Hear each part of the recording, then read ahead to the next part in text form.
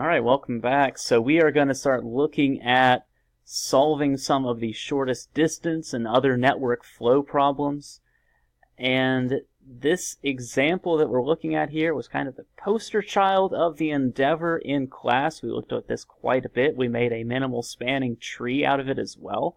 But let's say that we want to use Excel to cover the distance between LA and St. Louis in the least time, and also spend the least time answering that question.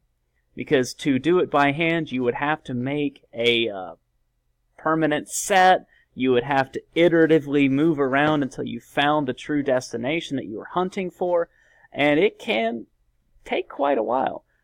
It took a while for this example, and if there were even more nodes and even more branches, it would take even longer. So to get Excel to solve it for us, one thing I would recommend is that you don't actually use QM. I had a bit of a struggle getting it to work. So here's an example I prepared already. I've just got all of the branches typed in here from start to finish. These are not bidirectional. They're just all the things that will get us closer to St. Louis compared to LA. And what we want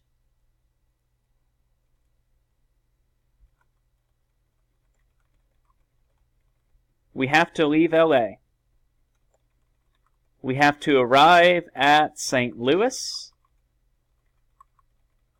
Everywhere else, if we leave, I'm sorry, that's backwards. If we arrive anywhere else, we must also leave. Those are our three basic constraints. We have to leave LA. So here is where our decision variables will go. Do we take this route? Or how many times do we go down this path? So a 1 here might represent, we're going to go from LA to Phoenix, which if you may recall, is the correct answer. But anyway, the total here is going to be the sum product of every distance to every branch, where whether or not we go that branch will determine whether or not we include that distance. And these flows form our network constraints, our network constraints, right? This has to be a 1 because we have to leave LA. This has to be a 1, or depending on how you frame it, a -1 because we have to arrive at St. Louis. And lastly, all these other things need to be zeros because if we arrive at Phoenix, we have to leave Phoenix in order to eventually arrive at St. Louis. So solver looks something like that. You press solve, you will get your solution. But before I do that, let me show you what these equations look like in here.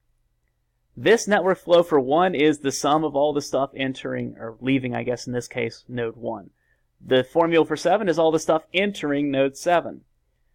But for Denver, it don't look so good. It's going to be the sum of the 3 entering Denver points minus the 3 possible leaving Denver points. And so some of you may be thinking, Mr. Terrell, there's got to be a better way. There's got to be a better way to do this. And there is. There is. You see, we've covered sums, we've covered sum products, so now let's cover sum if. Let's look at arrivals and let's look at departures.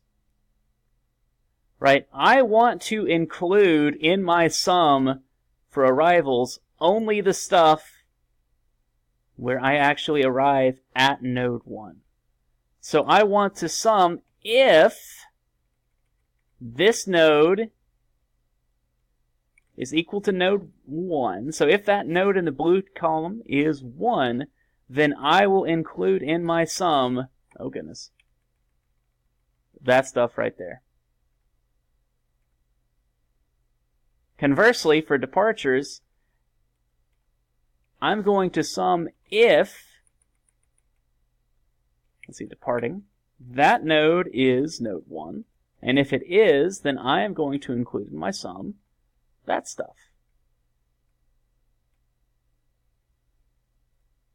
And let's lock a few cells down, right?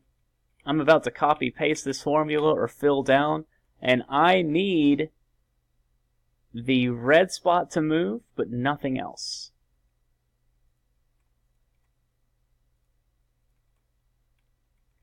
So let me throw in some dollar signs.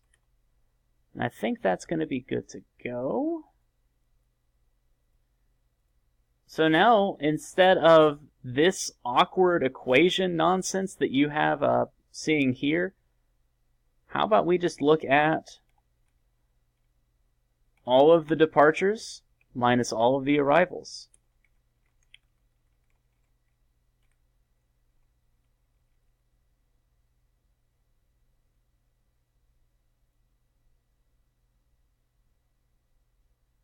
So if I do that, let me reset this. I need to minimize my cost by changing these branches, whether or not I take those routes, and I need to leave LA. I need to arrive at St. Louis. So that value is actually going to need to be a -1, the way I have it set up now. And everything else, if I go through those cities, I have to actually go through them. I can't just stop there. Clicking solve, we have 43, the optimal solution.